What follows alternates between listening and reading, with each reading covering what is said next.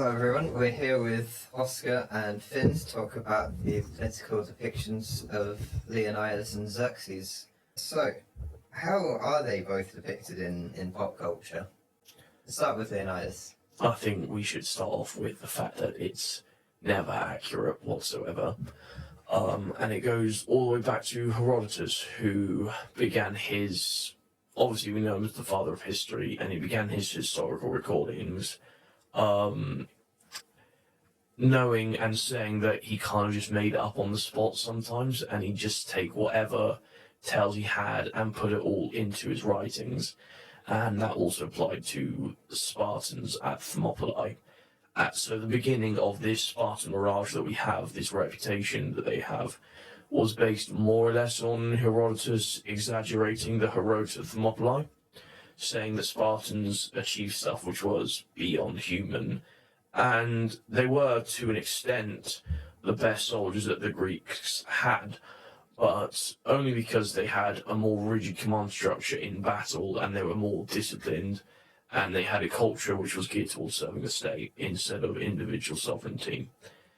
And that there has began this great Spartan mirage, which translated to the 1962 300 movie and the very recent Zack Synder 300 movie. And he's always depicted as universally heroic, this idealized king, which is in very stark contrast to Xerxes. So essentially, Xerxes is portrayed as, well, we'll start in the 300 Spartans. He's portrayed as arrogant, greedy. He's presented as the master of slavery. He allows women to distract him in many ways, in particular in his military exploits, which is the opposite of Leonidas in every way. Leonidas is humble, he's not greedy, he's fighting for freedom, he's fighting to save his people. He doesn't allow any distractions, he leaves his wife and just goes off to fight. And this is also the opposite of American ideals in the 1960s. So we'll talk more about that later. And then in the 300s, he's portrayed as horrifying, almost alien in a way. This is, again, a contrast to Leonidas, who's presented as the model of masculinity, and the man standing in the way of Xerxes and his barbaric ideals. This portrayal, of course, is completely inaccurate. Obviously, he wasn't a monster. And then again, Wasn't 9 feet tall either. No. So he was portrayed in gold chains. This actually stems from the graphic novel, where he's almost portrayed as just gold chains, but you can't really see. Yeah, silhouettes surrounded by gold chains. Yeah, so this represents him as, the master of slavery and the embodiment of slavery, essentially. And also in the film, he's presented as, on top of this, very effeminate, which to a lot of Americans is not the symbol that you want to associate with a soldier. Yeah. So I'd say, if we're going with the 300 films, in the 1962 one, Leonidas, like Finn just said, doesn't let sort of woman and sex distract him from his duties to the state, which is in stark contrast to Xerxes, who's universally in both films presented as kind of a degenerate with regards to his obsession over sex and proclivity, and how it almost always gets in the way of him commanding the battlefield. Meanwhile, Leonidas, in the 300 1962 film, he's presented as this idealized, very stoic, very calm, very likable and charismatic king. The Spartans very much get along with all the other Greeks in that film, which wasn't necessarily the truth. As we all know, the Peloponnesian Wars happened and the Theban-Spartan Wars happened as well. But he is kind of considered to be this vanguard, and that's very much caused Frank Miller to write the 300 graphic novel, where he's almost presented as this gnarled, brutalized, almost caveman figure. Him and the rest of the Spartans look weathered and beaten, like they've seen 1,000 battles. And I believe that's kind of been lost in translation. So the only time in the novel where they look like these regal heroes is when they put on their armour. Meanwhile, in the film, you can always tell that they're the heroic guys. And I do believe that's lost in translation. But I also think it kind of still has that universal appeal that Leonidas does, which is that he's always this idealized king. And so much of what he was translates to both Hellenic and Christian ideals, where you have Christian ideals, which is the modern interpretation.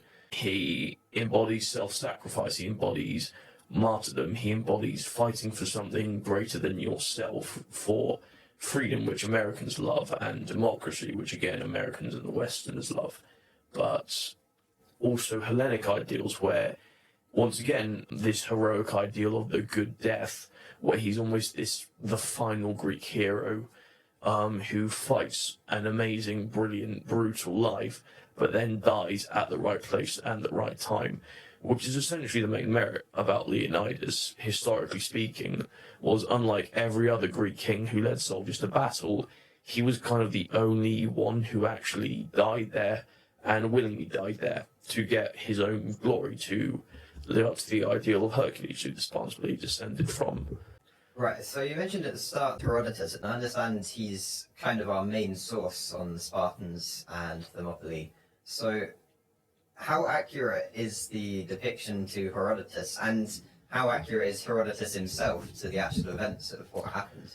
So essentially, they are both portrayed as Herodotus imagined them in his work. So whilst Xerxes obviously wasn't an alien, he wasn't horrifying, he wasn't 9 feet tall, Herodotus depicted him almost as such, and that is to, I guess, present him as a monster, present the Greeks as in the right. So, like Finn was saying, Herodotus created the Spartan mirage initially, and since then it's been emphasized and built up upon and diluted and boiled down into this concentrated form of the Spartan mirage, which I believe is the 300 movie, where obviously that film isn't accurate to reality or history whatsoever, but it is, in my opinion, accurate to the Spartan mirage, to the reputation of the Spartans, and therefore accurate to what Herodotus wanted to depict them as, which is the greatest warriors of Greece, this idealized version of what a man could be. And for that reason, I do believe it's accurate to the reputation of the Spartans and the Spartan mirage. It's like the Spartan mirage put on the film instead of an adaptation of history. And Herodotus would probably be very happy with 300, but it's a historian's nightmare. So Herodotus's political message when he was writing his histories was to hype up the Spartans and put down the Persians, to pick the Greeks as the heroes and the Persians as the villains. In our modern times, what kind of, if any, political messages do our own depictions have? Okay, so in the 300 Spartans, it's very much about pushing the American pro-capitalist agenda, and it's used as propaganda against the Soviet Union. So the Spartans and the Greeks are presented almost as Americans, and this can be seen through their accents. They're all depicted with American accents, and then all the Persians are depicted with weird hybrid accents, but they're notably Eastern, and that points to the Soviet Union. Yeah, even Ephialtes in that film, his dad's like English, his mum's American, but Ephialtes for some reason has this vaguely Eastern European accent. So like Eastern Europeans, bad guys in that film all the way through, which definitely isn't Cold War stuff whatsoever. And then you got the Athenian British as well, where ironically the whole thing back then as well was Britannia rules the waves, which in itself is a reflection of the Athenian having a great navy and America same with the British, and both American and Spartans having a great army and air force at the time as well. So further on that, there's very much a focus on expansionism and the fact that America fights against expansionism. As we all know, the Soviets were very expansionist, they had an empire. Because America didn't have an empire as well. Well, yes, but they like to present themselves as freedom fighters. And if we're talking about NATO, we've got 2006 300 film, which was presented in the middle of the War on Terror, just after the Gulf War, where you have the 300 Spartans all being white guys, all being jacked, all having Western accents, going up against a pretty faceless horde of untrained, unequipped servants of someone perceived to be a tyrant, or at least presented as a dictator, which very much reflects the Gulf War and also really angered all of Iran, where they banned the film in Iran because of how disrespectful it was to their culture. Yeah, very much 300 is a reflection of the Gulf War and the War on Terror at the time. And going further on this negative reaction from Iran, the president of Iran himself actually noted how grossly inaccurate and over the top the depiction was, and he labelled it as an attempt to humiliate Iran and to reverse historical reality. And his quote was, in order to provoke American soldiers and warmongers against Iran, which very much suggests that, at least in his eyes, this was a political film. And further on that, there was an Iranian newspaper which stated that the film depicts Iranians as demons without culture, feeling, or humanity, who think of nothing except attacking other nations and killing people. And this very much ties in with American propaganda, because at the time, they were obviously involved in the Gulf War. So to depict people from that region as warmongers and people without feeling, it suggests to the American public that the Americans are doing the right thing. So do you think that the presentations have evolved at all, or what has been the changes between the two films in the 40 years, or even have there been any changes? Because it seems to me that both films have quite a political agenda behind them, and perhaps maybe even gotten worse on that front. I would say that there have been changes, but the changes weren't made for the sake of accuracy. The changes were made because each film reflects a different era of history, and each film kind of represents a different era of cinema as well, where 1962, everything needed to be very clean cut. You had to have an exact goodie and an exact baddie, and the goodies always had to be presentable, polished, almost sterilized with how they were presented, as so clean cut and so sort of washed with regards to how charismatic they are. But the 2006 film, it was originally, the graphic novel is meant to depict the Spartans as almost like guerrillas, almost brutal. But again, I think in his attempt to create the ultimate warrior, Zack Synder kind of cut off the edges of the graphic novel. And I do believe if you look at the graphic novel, you realise that the Spartans in there, they're not necessarily good guys. They're noble and they're honourable, but they're also savages and they're also brutal.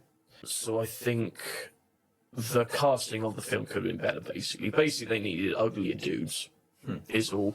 And then that would have properly captured what the novel's trying to do, which is create Sparta, the savage state, against... I wouldn't say the graphic novel presents the Persians as savage, but it certainly depicts them as bad. So it's kind of like two sets of villains going against each other, instead of the most honourable, noble fighters in all of Greece against Darth Vader and his stormtroopers. So should we be depicting Leonidas and Xerxes with what we can extrapolate from history rather than what is actually written? Or should we continue on our path of taking our own interpretations of not them themselves, but rather their legends and the characters that generally believe that they were? I would say that it's important to have an understanding that how they're depicted isn't reflected of the reality that occurred. And as long as like the audience is aware of that and doesn't get conned into believing that Xerxes was 9 feet tall and that the immortals are a bunch of goblins, then I think that's okay, because it does translate to a very entertaining movie. I think we can all agree that it's not a masterpiece, but 300 is definitely entertaining. But at the same time, if you're trying to depict something which isn't true as like an objective tale of history, I think that's where issues lie.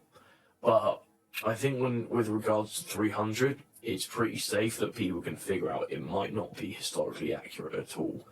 And I think as long as you're not actively trying to deceive your audience with misinformation, that's okay. But I think the 300 Spartans at Thermopylae is an excellent story, and I think it's resonated with audiences throughout history, and I think with regards to a story like that, there isn't really any harm in depicting them as the idealized perception that we have of them.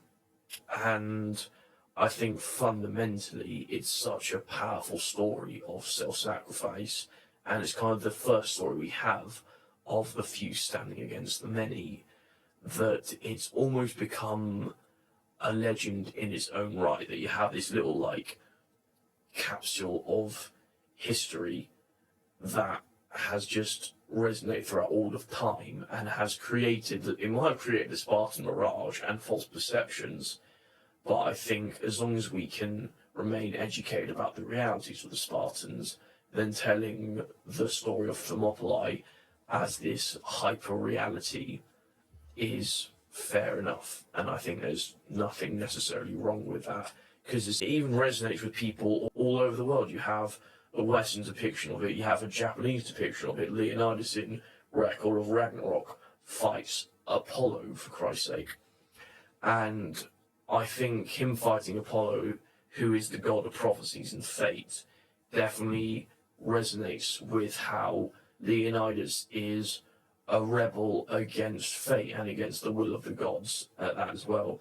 And in Record of Ragnarok, he's depicted and said to be the greatest rebel that humanity has ever created, not just because he rebels against the empire, but of the Empire of Persia, but because he rebels against Apollo, against destiny.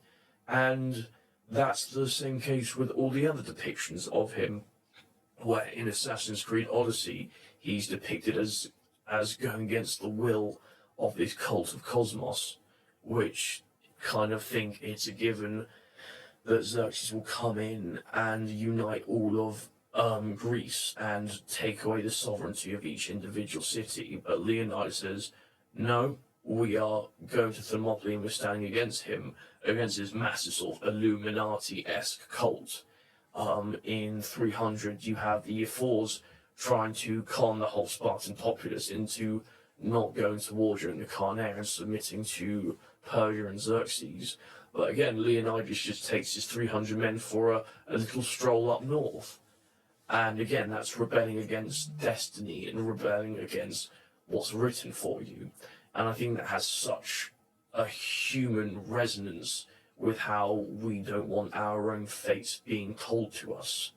And I think fundamentally it's such a powerful story of 300, of the few 300 men going up against the many, but also going up against what has been written.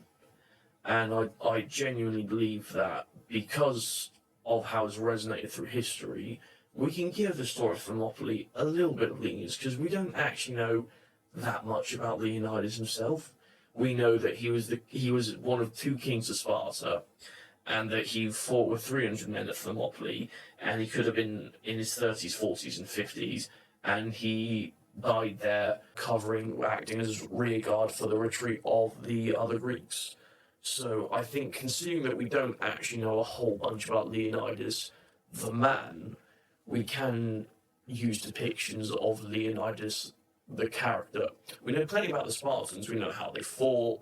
We know that they had standardized armor with a great bronze shield and helmets to make them all look uniform, and when the enemy charged at them, the sun would glint off their shiny bronze shields, and it would be a really intimidating sight that you have all of these guys who look the same, so you can't tell the best guys from the worst guys, whilst most hoplites would have to supply their own armor. So they kind of look a bit ragtag. You'd take like the Athenian phalanx, which would just be everyone, some guys with nothing but a stick and a shield, and some guys clad in bronze head to toe. But that was the Spartans. They were the first guys in Greece to have standardized uniforms. We know all of that. We know they had a rigid command structure in battle, which is why they were so effective, which is why they won the Peloponnesian War, which is that whilst most Greeks would like absolutely sprint after the fleeing enemy in a battle, the Spartans would just march forward in a very orderly line, and they can do an ordered retreat as well. That's why they were so effective, because they had a culture of serving the state as well, whilst most Greeks were all about individual sovereignty. But Leonidas himself, we don't know too much about him. We just know a few things about him, and for that reason we can have him as more of a character and more of a walking idea, a walking metaphor for freedom and rebellion, instead of, all that we know about, let's say, someone like Henry VIII, who we have so much about his character, and we have his own personal diaries and personal books. I think there's a bit of room for interpretation in there, and so I think we can give it a bit of leniency.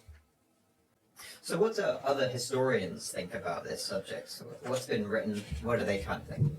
So one of the most important books on Xerxes is called Xerxes Goes to Hollywood in Cultural Responses to the Persian Wars, Antiquity to the Third Millennium. So essentially, in this book, it talks heavily about the context of the Cold War, in particular in the 1962 film, but also in general filmmaking at the time, and it talks about a pattern of anti-communist filmmaking. So when it comes to this film, you can see the story of Europeans standing up for their liberty against the expansionism and tyrannical nature of an Asian empire, which is essentially just a metaphor for the Soviet Union.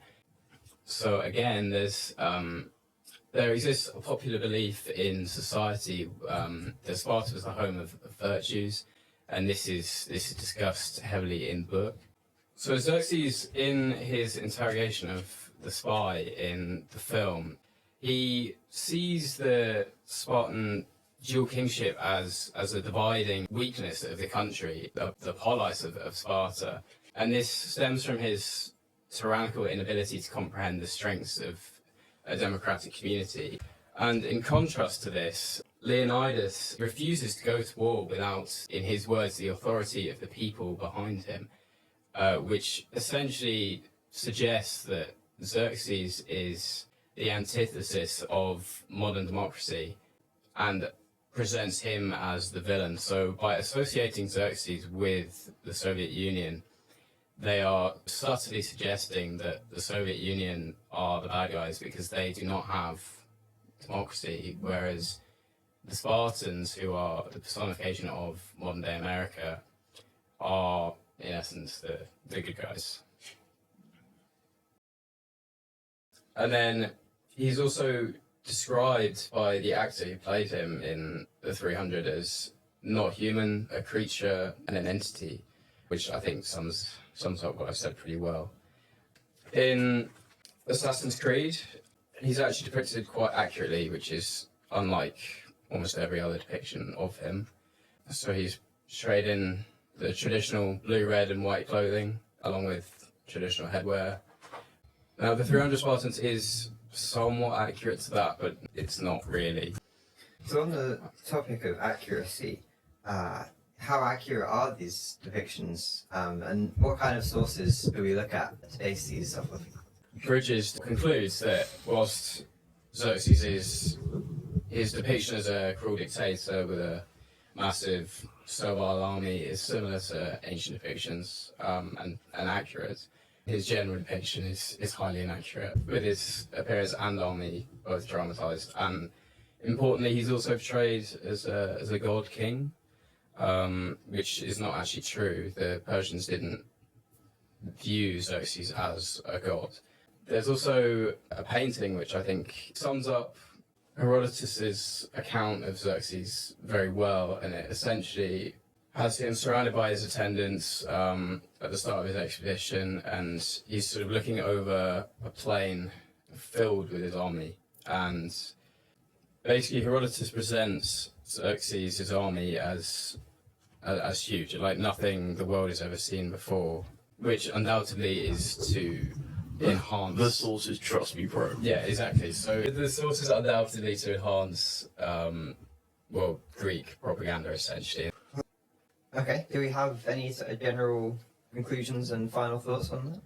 So I think a good conclusion would be actually from Bridges' book, Imagining Xerxes, where she concludes that whilst Xerxes' depiction as a cruel dictator with a vast servile army is similar to ancient depictions, his general depiction is highly inaccurate, with his appearance and army being dramatised, and also his portrayal as a god king is untrue. So I think this is something that's a common misconception. The Persians did not view Xerxes as a god. He was simply their king. My closing arguments is that Leonidas has such appeal, and it'll probably continue to have such appeal, because of the ideals he stood for, but also what he stood against, which A was tyranny and the great empire, but it was also, when you talk about the Oracle of Delphi and the prophecy of Sparta losing his freedom or his king, you kind of have Leonidas depicted as a rebel figure as well, which goes directly into Record of Ragnarok, the manga, which depicts Leonidas as not the greatest king of humanity, that's King Shi Huang, at least according to Record of Ragnarok, but Leonidas is depicted as humanity's greatest rebel, for the reason that not just how he rebels against the evil empire and the evil emperor of Persia, but he rebels against the will of the gods, and he rebels against Apollo, and he rebels against fate and determinism. And for that reason, he has this like almost universal and perpetual appeal of someone of how humanity wants to take their fate into their own hands. He kind of represents the indomitable human spirit of everyone, how you can choose where and when you die, which was Leonidas' choice, and he shows how to live his life, and he shows how to end his life, and it's the ultimate tale of someone who will not be told the odds, and who will not be told what will happen, but decide that for himself. And Record of Ragnarok has that, Assassin's Creed Odyssey has that, where he rebels against the cult of Cosmos, who just thought it was a given that Xerxes would unite Greece under Persia. And it has that in the 300, where he forced them to honour the Carnea, and he just goes against that. So every depiction of Leonidas, including Herodotus, has him as someone who takes fate into his own hands, who takes freedom into his own hands, and who takes destiny into his own hands. And I'd say that resonates as a fundamentally like human story. It appeals to all of us on a fundamental level, because who really wants to be told what you're destined to do when you can be Leonidas and his 300 men? Moving on from that, it's also important to note that Leonidas and Xerxes are portrayed as opposites throughout pop culture. So Xerxes is presented as a cruel dictator versus Leonidas as a just king, as a coward versus a noble figure, effeminate versus the model of masculinity, and so on. And this, of course, as we've discussed, is used to push the American political agenda against the Middle East. But it also does come from Greek pop culture as well. So from the play, the Persians, he's presented as effeminate, he's presented as a coward almost. And that is the only real perspective other than Herodotus that we have on Xerxes at the time. And naturally he's portrayed in a highly negative way, because to the Greeks he was a monster, which he was his portrayal later on. He was almost like this Dionysian figure, where he comes from the east with his like degenerate band of satyrs and nymphs and other beasts like that to just bring, wine and parties and, drugs and orgies over, which is the story of Dionysus as well. So since the beginning, Greek mythology and Greek culture has considered the East to be this land of exotic, almost excess and degeneracy. And that was kind of the beginning of the East-West divide, which has translated into every depiction of Persia and every depiction of ancient Greece as well. Okay, thank you very much.